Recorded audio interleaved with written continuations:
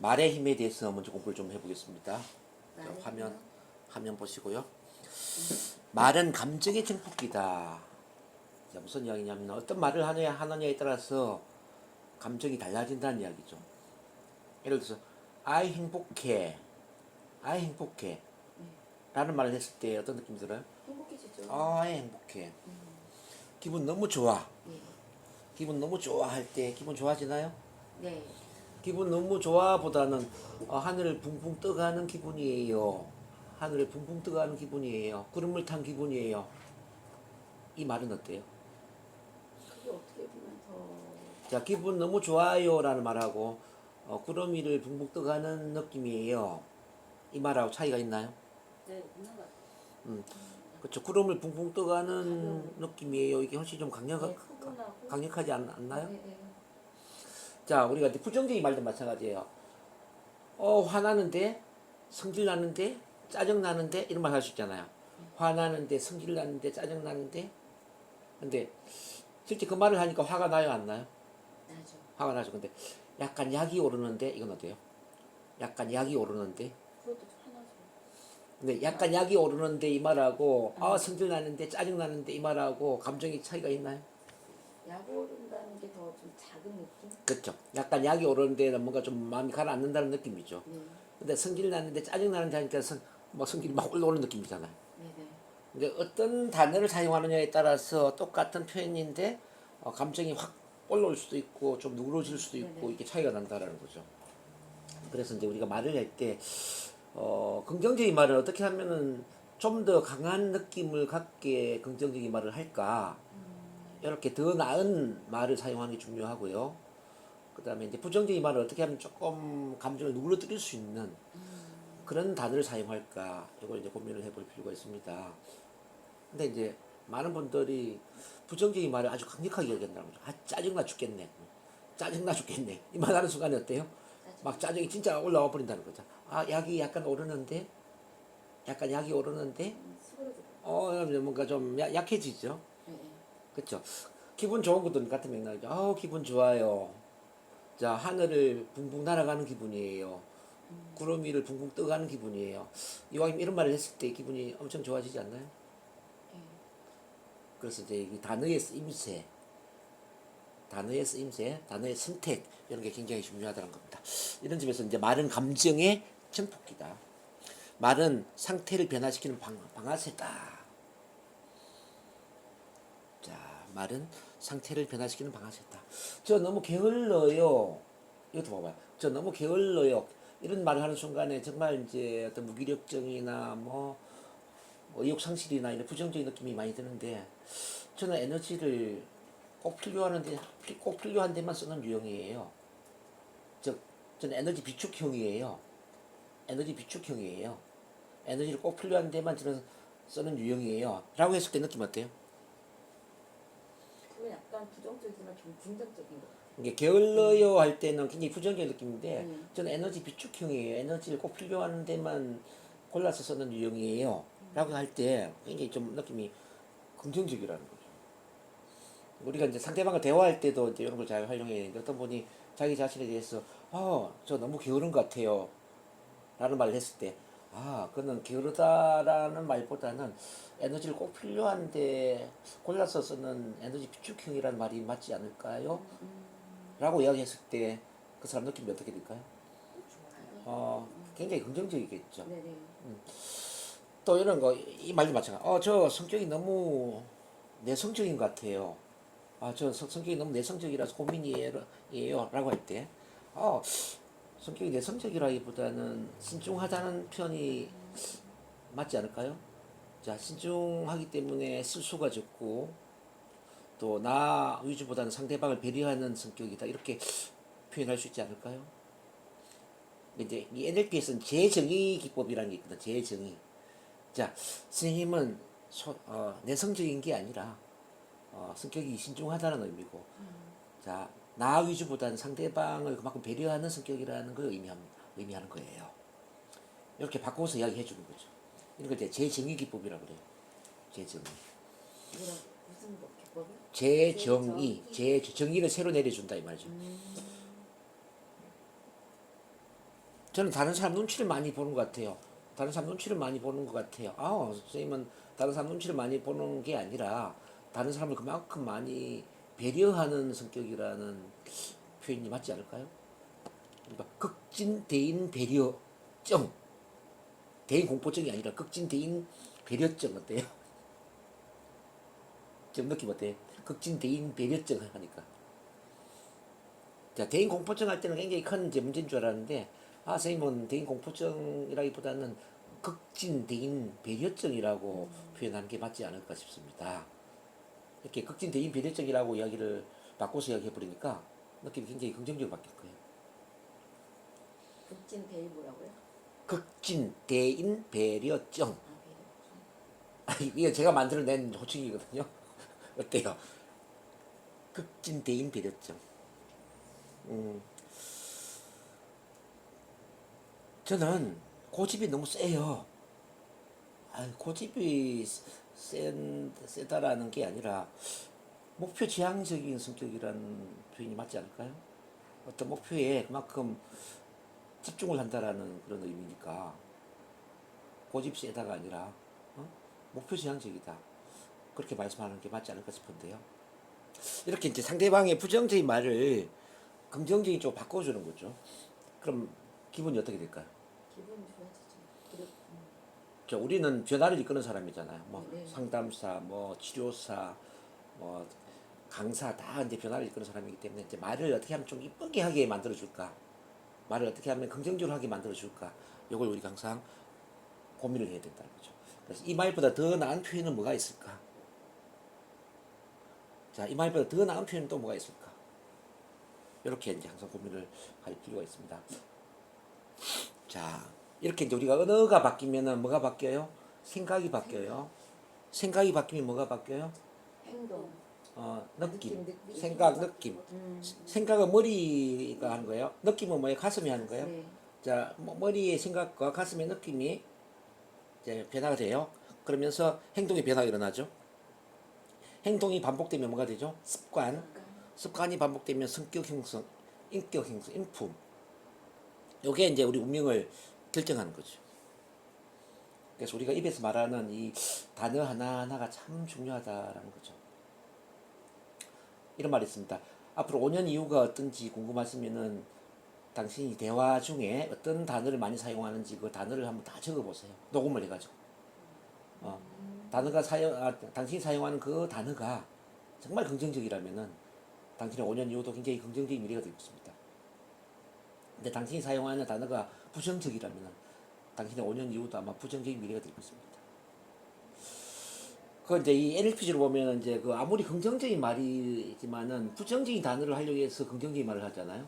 그럼 이거는 부정적인 느낌을 만든다는 거죠. 이를테면 앞으로 지각하지 않을게요. 이 말. 지각하지 않을게요. 이거는 문장으로 보면 긍정적이죠. 근데 그 문장 안에 뭐가 들어갔죠? 지각이라는 부정적인 단어가 들어갔죠. 이제 우리 잠재의식은, 우리 무의식은 문장보다 단어에 더 민감하다는 거죠. 지각하지 않을게요 라고 했을 때 지각하는 모습을 떠올리고 하지 않겠다라는 건 두 번째로 떠올리는 거죠. 마치 빨간색 자동차를 쳐다보지 않을 거예요 라고 했을 때 머리에 뭐가 연상이 되죠. 먼저 빨간색 자동차가 연상이 되면서 하지 않을게 두 번째라는 거죠. 그래서 빨간색 자동차를 쳐다보지 않을게요는 다른 말로 나는 빨간색 자동차를 쳐다볼게요 이 말하고 똑같아요. 지각하지 않을게요는 다른 말로 지각할게요와 똑같아요. 스피치 훈련을 할 때 마찬가지예요. 긴장하지 않을 거야. 긴장하지 말아야지. 긴장하지 말아야지 생각하는데 긴장하는 모습을 언제 떠올리고 하지 말아야지 두 번째로 떠올린다는 거죠. 그래서 긴장하지 말아야지는 다른 말로 긴장해야지 이 말하고 똑같아요. 실수하지 말아야지 이건 다른 말로 실수해야지와 똑같아요. 그래서 이제 이 부정적인 단어를 사용하는 거는 곧 그 부정적인 현실을 끌어당긴다라는 얘기죠. 따라서 문장보다는 단어를 무슨 변화를 시켜야 된다. 문장보다는 단어를 긍정적인 단어를 사용해야 된다. 그죠? 자, 여자분들 이제 다이어트에 대해서도 마찬가지인데 저 5kg 살을 뺄 거예요. 문장으로 보면 긍정적이죠. 문장으로 보면 5kg 살을 뺄 거예요 라는 말을 했는데 근데 이 살이라는 단어를 우리가 연상할 때 머릿속에 뭐가 떠오르죠? 살찐 모습이에요? 날씬한 모습이에요? 살찐 모습. 살찐 모습이 떠오르잖아요.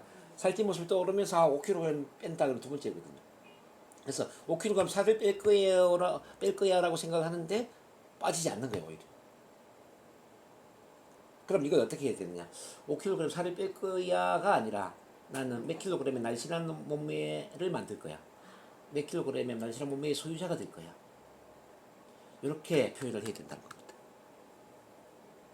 자, 오묘합니다, 오묘. 그래서 우리가 단어를 어떻게 사용하느냐에 따라서 다르고 다르는 겁니다.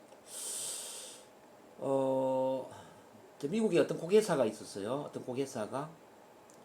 근데 이분이 꿈속에서 아주 끔찍한 꿈을 꾸었어요.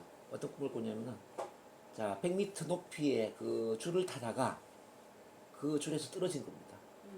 머리를 땅바닥에 부딪혀서 완전히 그냥 머리가 빠개지는, 끔찍하게 빠개지는 이 꿈을 꾼 거예요. 끔찍한. 그래서 그 다음날부터 떨어지는 게 너무너무 두렵고 무서웠죠. 항상 이런 생각을 해요. 오늘도 떨어지지 말아야지, 이렇게 생각해요. 오늘도 줄에서 떨어지지 말아야지. 절대 떨어지면 안 돼. 그러면 줄을 막 이렇게 점검하고 떨어지지 말아야 된다라는 생각이 집착이 됩니다. 그러다가 27일째 되는 날 꿈속에서 봤던 장면과 똑같은 장면으로 떨어져서 죽었단 말이죠. 그러니까 떨어지지 말아야지, 문장은 긍정인데 떨어진다라는 단어가 들어갔잖아요. 떨어지는 모습을 떠올리면서 이거 하지 말아야지 이렇게 되다 보니까 결국 떨어지는 결과를 만들었다.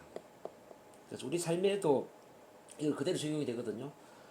실패하지 말아야지, 실수하지 말아야지, 가난한 삶에서 벗어나야지, 빚에서 벗어나야지, 카드 빚을 갚아야지, 절대 상처받지 말아야지, 뭐뭐 하지 말아야지, 뭐뭐를 극복해야지, 이런 부정적인 단어를 활용한 말들을 많이 한다는 거죠.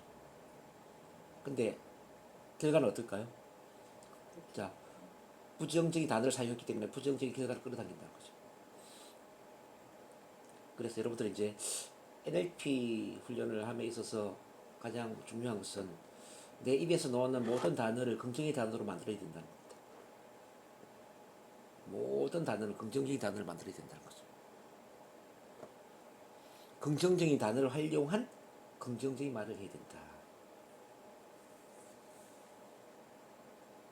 자, 그리고 이제 그 다음에 또 알아야 될 게 뭐냐면은 이제 받침 생각이라는 걸 이해를 해야 돼. 받침 생각, 여기 화면에 안 나와 있는데 받침 생각. 우리 잠재의식, 우리 무의식은 받침 생각에 반응을 한다라는 거예요. 그러니까 받침 생각은 뭐냐면 말 다음에 따라오는 생각을 받침 생각이라고 그래요. 말 다음에 따라오는 생각. 자, 난 부자가 되고 싶어요. 부자가 될 거예요. 이 다음에 어떤 생각이 따라오죠? 지금 현재는 부자가 아니다. 이 생각이 따라오죠. 그래서 이 사람 부자가 안 되는 거예요. 저는 명강사가 되고 싶어요. 이 다음에 어떤 생각이 따라오죠? 지금은 명강사가 아니야. 그래서 이 사람 명강사가 될 수가 없어요. 그래서 뭐뭐 하고 싶어요. 뭐뭐가 될 거예요. 이렇게 소망이나 희망을 이야기하면 소망은 절대 이루어질 수가 없다는 거죠. 많은 분들은 소망은 이루어진다고 생각하는데 소망은 절대 이루어질 수가 없어요. 왜냐하면 소망은 그 다음 따라오는 받침 생각이 바로 빈곤, 이루지 못하는 그런 결과와 연결되기 때문입니다. 부자가 될 거예요. 자, 부자가 아니다라는 생각으로 연결되고, 명강사가 될 거예요. 명강사가 아니라는 생각이에요. 저는 행복하게 살 거예요. 지금 행복하지 않다는 겁니다. 저는 살을 뺄 거예요. 지금 살을 빼지 못하고 있다는 겁니다. 그러니까 뭐뭐 할 거예요. 뭐뭐 하고 싶어요는 바로 이제 지금 현실은 그렇지 않다라는 받침 생각이기 때문에 결국은 원하지 않는 결과를 끌어당기죠. 그럼 받침 생각을 긍정적으로 만들기 위해서는 어떻게 해야 될까요? 바로 이미 이루어진 것에 대한 감사를 표현하는 게 중요해요. 이미 이루어진 것을 기정사실화한 감사의 표현을 해야 된다. 제가 명강사가 될 수 있게 해주셔서 감사합니다. 제가 명강사가 되어서 명강의를 하게 됨에 미리 감사드립니다. 제가 부자가 되어 풍요로운 삶을 살 수 있음에 미리 감사드립니다. 제가 아주 행복하게 그리고 자유롭게 자기다운 저의 삶을 살 수 있어서 감사드립니다. 제가 해외를 자유롭게 여행을 다니면서 자유로운 삶을 살 수 있음에 감사드립니다. 자, 우리 이명수 선생님은 제가 경기도 이천에 참 만남 웃음 스피치 프로그램을 성공적으로 운영할 수 있음에 감사드립니다.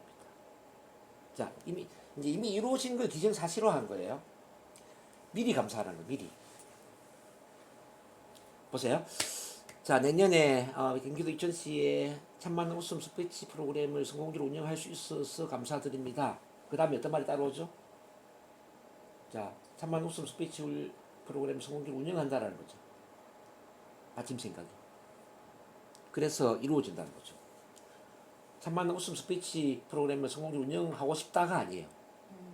참만남 웃음 스피치 프로그램을 성공적으로 운영할 수 있음에 미리 감사드립니다. 자, 뭐 그 외에 모든 걸 이제 미리 감사하는 쪽으로 표현하면 참 좋아요. 미리 감사하라. 여기 이해되시나요? 네. 아주 중요한 말씀 제가 드리고 있습니다. 그래서 감사일기를 쓸 때 꼭 그 포함시켜야 될 게 뭐냐면은 지금 뭐 현재에 감사할 것도 물론 중요하지만은 미래에 이루고자 하는 것에 대해서 미리 감사를 표현해라. 자, 그 다음에 이제 중요한 게 뭐냐면 여기 화면에 나와 있는데 성공을 이루는 마법의 말, 주문. 지금 이 말, 다른 말로 하면 자기 화근, 자기 화근의 말을 자주 반복하기 중요해요. 나는 뭐뭐이다. 나는 뭐뭐입니다. 그죠? 나는 뭐뭐이다. 나는 뭐뭐입니다. 이거는 바로 우주와 바로 공명되는 우주의 에너지와 바로 연결되는 그런 끌어당김의 법칙을 작동시키는 말입니다. 자, 나는 동기부여 명강사입니다. 나는 사랑의 치유사입니다. 나는 사랑이 깃든 참만남 촉진자입니다. 나는 풍요로움 그 자체입니다. 나는 풍요의 신입니다. 나는 사랑 그 자체입니다. 나는 사랑이 넘치는 심리상담사입니다.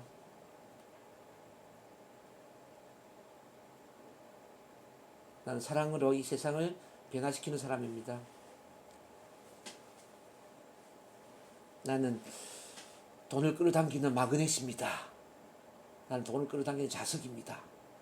뭐뭐뭐입니다라는 말은 붙이기 나름이죠. 그렇죠? 요게 전부 끌어당기는 힘을 작동시킨다는 거죠. 이렇게 이제 말은 어마어마한 그 힘을 갖고 있습니다. 그래서 여러분들이 지금 제가 말씀드린 것처럼 자, 일단은 더 나은 단어를 활용해서 더 긍정적인 말을 하는 것. 부정적인 말은 부정적인 느낌을 약화시키는 그런 더 나은 부정적인 말을 골라내는 것. 자, 그 다음에 자, 받침 생각에 관련된 것. 소망을 이야기하지 말고 미리 감사하는 말을 표현해라. 그리고 지금 제가 말씀드린 나는 뭐뭐이다. 자기 화근을 반복해야 된다는 거죠.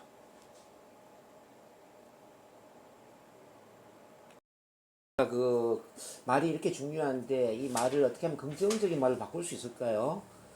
자, 긍정적인 말을 바꾸기 위해서는 바로 낭독 훈련을 하는 게 가장 큰 도움이 될 수 있어요. 낭독. 왜 낭독이 중요하냐면요. 말은 머리로 하는 게 아니라 입으로 하는 것이기 때문에 그래요. 이른바 서울대 교수하고 남대문 시장 장사꾼이 말싸움을 하면 누가 이길까요? 남대문 시장 장사꾼이 이기겠죠.